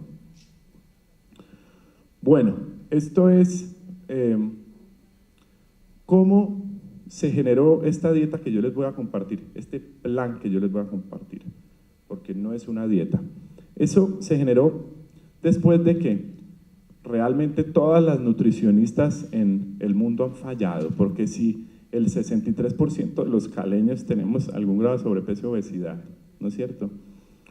4 de cada 10 de nuestros niños tienen obesidad, pues algo está fallando, ¿cierto? Las nutricionistas no pudieron con el tema definitivamente, pero los médicos tampoco pudimos, al parecer, porque es una pandemia la obesidad. Entonces cogen todos los estándares que mida 40 gramos de proteína, 40 gramos de arroz, 40 gramos de lechuga, eso pues lo hace Natalia París, ¿cierto? Pero yo no, y yo creo que ustedes tampoco. Por eso estas dietas han sido tan complicadas, tan frustrantes para las personas, con una adherencia tan pobre. Una persona ingresa a un programa nutricional de estos restrictivos y entonces le dicen, cómase una porción de 100 gramos de arroz y una porción de 250 gramos de proteína. Bueno, eso entonces depende de la Asociación Americana de Nutrición, de la Asociación Americana de Diabetes, esta es la dieta de la zona, que según cada asociación tiene sus porcentajes. Lo cierto es que yo les hice un resumen de muchos libros, entre ellos el que les dije, Corazón Sano, de los hermanos Heller, este señor que es una persona muy importante en nutrición, y de varios libros acerca de cómo hacer una nutrición saludable que pueda perdurar en el tiempo. Y este es un resumen de muchos libros. Vamos a tener una comida que nos genere dopamina allá en ese puntico de la alegría y de la felicidad, que nos active todo eso. Entonces vamos a tener una comida de estas al día. En esta comida al día tenemos la libertad de escoger lo que queramos en una comida al día. Lo que queramos, literal, menos gaseosas. Esta comida tiene que tener 3 reglas básicas. Si nosotros seguimos esto, pues realmente no nos vamos a tener que frustrar. Ay, yo quería un pedazo de torta, pero no puedo. Definitivamente nunca jamás en mi vida me lo voy a poder comer. Ya, ahí perdiste, nutricionista. Perdiste el año porque ese paciente no se va a adherir a ti. En algún momento va a flaquear y se va a comer el pedazo de torta, ¿cierto? Entonces, no vamos a tener que esperar ni una semana, ni un mes, ni un año para comernos la torta del cumpleaños. No, vamos a tener que esperar 8 a 10 horas para realmente satisfacer nuestro punto ¿de qué? Del placer. Bueno, entonces, ¿cuáles son estos 3 pilares básicos de este plan nutricional que yo los invito a que compartan? Bueno, primero que todo, esta comida premio o en cualquiera de las comidas del día, si nosotros somos hipertensos, diabéticos, dislipidémicos, obesos, si tenemos algún grado de riesgo cardiovascular, pues está muy, pero muy estudiado el primer punto de esta diapositiva. Una copa de vino tinto al día por el resveratrol y por muchas vías, por los antioxidantes, disminuye el riesgo cardiovascular. Entonces, como hábito saludable, en algunas personas dejen que el médico se las formule. Yo nunca en mi vida he escuchado a un médico formular una copa de vino al día, ¿cierto? Entonces, no, mentira, no dejen que el médico les formule todo, no esperen a que el médico las mantenga sanas, no, averigüen, investiguen, hagan cambios, miren a ver cómo le insinúan a su médico. Ay, mentira, no le van a insinuar porque no van a llegar, ay, el doctor Ángel me dijo que me tiene que tomar insulina en ayunas. Me mandan a toda gente. Vino tinto, tiene que ser vino tinto. Ángel, dime. Una copa son 5 onzas. Ojo con 5 onzas, ojo con eso, es bien importante. Y no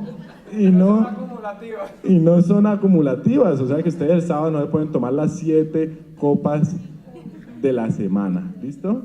Bueno, no incluir jamás gaseosas ni embutidos. ni productos con glutamato monosódico. Eso ya lo enmascaran con otros nombres, entonces va a ser difícil, pero no lo hagamos tan difícil. La idea es hacerlo lo más fácil posible. Entonces, por lo menos, no incluyamos embutidos y gaseosas. ¿Listo? En esa comida premium. O sea, nunca jamás. Pues si en la comida premium no la incluyen, no la vayan a incluir en ningún lado. Bueno, muy bien. El glutamato monosódico es un químico que nos hace adictos a los alimentos y tiene varios estudios. Los estudios principales y que uno puede decir que tiene evidencia científica dice que es un poderoso activador de ese factor de crecimiento similar a la insulina que nos dijo Angie López. Bueno, muy bien.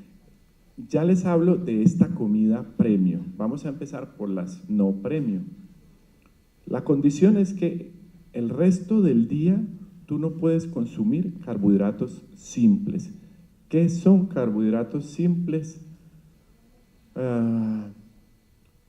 ¿Qué son carbohidratos buenos, más bien? ¿Cuáles son los que puedes incluir en el resto de las comidas del día?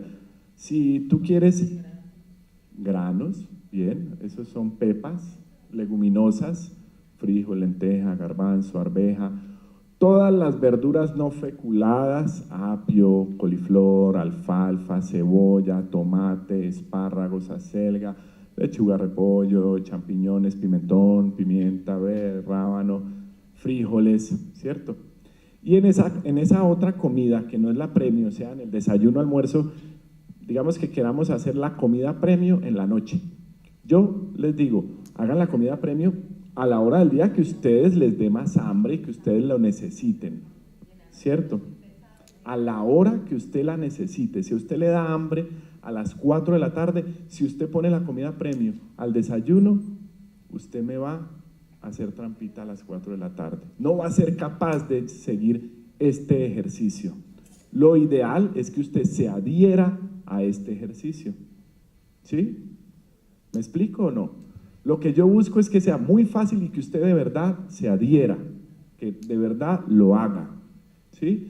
Y si nosotros ponemos lo ideal entonces, que dicen las nutricionistas, no, después de las 7 de la noche entonces tú no puedes comer, porque, pero ellas ya fracasaron, ya no pudimos. Más del 50% del mundo es obeso, por Dios, ¿sí? Bueno, entonces, ¿cuáles no incluir en el resto del día, en tentempiés y esto? Bueno, los tentempiés que sí puedes incluir son estos: ácidos grasos de cadena larga, omega 3, muy buenos, aguacate, almendra, aceite de oliva, aceite de coco, peces. Aceite de coco no es un ácido graso de cadena larga, pero es un aceite de coco, un aceite cardio saludable. Peces, ¿cierto? Peces es pescado, sí. Caballa, boquerón, sardina, trucha. Salmón dejémoslo de último, pero también, ¿sí? Que todo el mundo cree que el salmón es el mejor porque es el más costoso, y realmente el salmón que conseguimos nosotros aquí en Colombia es de estanques, ¿no es cierto? No es de aguas profundas, entonces realmente el contenido de omega 3 no es tan bueno, y bueno. Es un pez muy grande también, entonces coge mucho mercurio. Prefiramos peces más pequeños. La trucha es un súper pescado y es baratísima y se da aquí en el Cauca. Uf, delicioso. Todos los peces tienen mercurio, todos van a tener mercurio. El mercurio es omnipresente como Jesús, está en todo lado, todo lado. Los peces, cuando comen plancton, y los peces grandes cuando comen peces pequeños que comieron plancton, y los peces más grandes cuando comen estos peces, ¿sí? En toda la cadena se van llenando de mercurio, ¿no es cierto? Es acumulativo.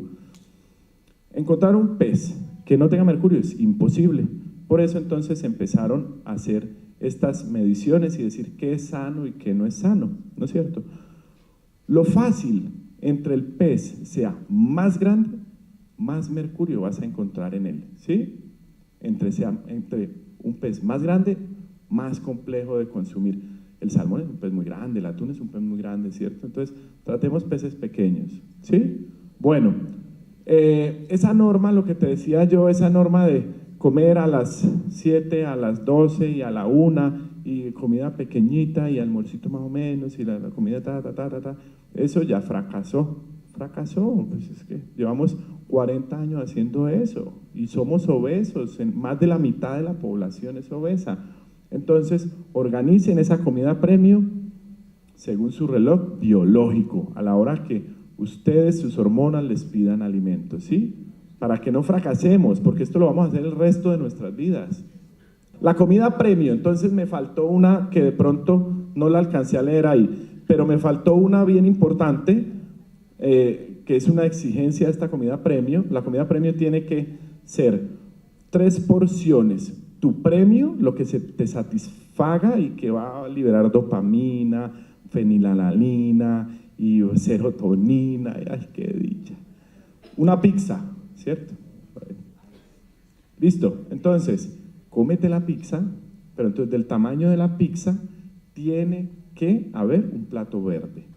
¿Listo? Primera regla, que del tamaño de tu premio haya un plato verde, o sea, una ensalada, ¿sí? Verde. Y la otra es que de ese tamaño de la ensalada tiene que haber una proteína. Si tu premio fue la hamburguesa, no importa que tenga tomate y cebolla, del tamaño de esa hamburguesa te comes una gran ensalada y una gran proteína. Segunda de ese tamaño. Segunda regla básica es que tú siempre en la comida premium vas a empezar por la ensalada, ¿cierto? Entonces te comes tu plato verde, y vas a desear esa pizza. Te comes tu proteína y te vas a comer, bueno, si eres capaz con toda tu pizza, la que proyectaste te la comes, pero pues de ahí para adelante no vas a comer más, ¿cierto? Suplementar magnesio para todo hipertenso, para todo diabético y para toda embarazadita, a mí me parece importante. El magnesio es un mineral que nos ayuda a producir energía. Todo obeso, hipertenso, diabético y embarazadita. ¿Listo? Suplementemos magnesio. Viene cloruro de magnesio, viene por 100 miligramos. Sí, 1 o 2 tableticas al día, por lo menos una, debería ser parte integral del manejo de la obesidad y de la hipertensión. 100 miligramos. Sí. Entonces, aquí viene esta belleza. La historia de la creación. Dios creó la tierra con espinaca, coliflor, brócoli y todo tipo de vegetales, frutas para el hombre y la mujer pudieran alimentarse y llevar una vida sana. Y Satanás creó el combo corral todoterreno y dijo, ¿lo quieren agrandado? Y todos dijeron, sí, y empezaron a engordar. Y viendo esto, Dios que no estaba bien, dijo, no importa, ahí tienen yogur finés, 0 grasa, kumis dietético, frutas, agua fresca y todos conserven la silueta. Y Satanás creó el bonjour, el choco crispy, el chocolate, las malteadas, las pizzas y todos siguieron aumentando de peso. Y creó Dios el pollo, el atún, más verduras para hacer ensaladita light con aceite de oliva. Y Satanás hizo el chimichurri, inauguró el palacio del colesterol y todos al salir del estadio iban en manadas y siguieron aumentando de peso. Y Dios dijo, hijos míos, miren que les he dado frutas en abundancia y que les sirvan de alimento, no se dejen engordar. Y Satanás inventó el chicharrón, el chorizo con arepa, el ajiaco, los fritos, las empanadas, buñuelos, pan de bonos. Bueno, los productos de panadería tienen los 3 blancos tóxicos: lácteos, azúcar refinada y harina de trigo refinada. Es otra de las cosas que uno debería modular mucho.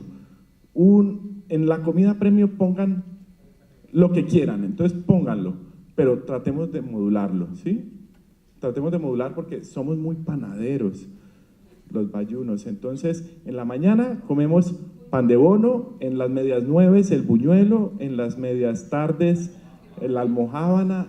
Son muchas porciones de producto de panadería. La arepa es mejor, y si es de maíz serranito y todo eso, pues mucho mejor. Realmente todos los productos de panadería tienen o leche o queso. Todos los productos de panadería, bueno, se puede conseguir una que no tenga queso, ¿no es cierto? Las venden. En Praismar venden unas arepas espectaculares de chía. Uy, qué propaganda que le estamos haciendo a esa gente. Alejo, tenemos que empezar a cobrar. Sí, hay que empezar a pasar comisión ahí. Quedan deliciosas, deliciosas. Y creo Dios, los tenis, las sudaderas, la elíptica, el spinning, pilates y cuanta técnica para adelgazamiento, y nos mandó Andrés Díaz. Y Satanás trajo la televisión por cable, agregó el control remoto para que no tuviéramos que pararnos. Todos continuaron aumentando de peso y Satanás les dijo, ¿quieren mecato mientras ven HBO y Netflix? Entonces todos gritaban, sí, palitos de queso, pasteles, crispetas, salchipapas, gaseosas. Bueno, y Dios dijo, no es bueno que tengan infartos, y entonces creó el cateterismo y la cirugía cardiovascular. Nosotros nos estamos infartando más todos los días, nos morimos menos porque Dios creó el cateterismo y nos mandaron cirujanos cardiovasculares y los llenó con mucha habilidad en sus manitos. Entonces no nos morimos tanto, pero nos estamos infartando todos los días más. Medicina intervencionista y de rehabilitación. Pero Satán creó el negocio de la salud, la ley 100, el seguro social, salud como, a vivir, Blanca de Pez. Bueno, ahí sí ya, nadie se salvó, ¿cierto? Medimás. Bueno.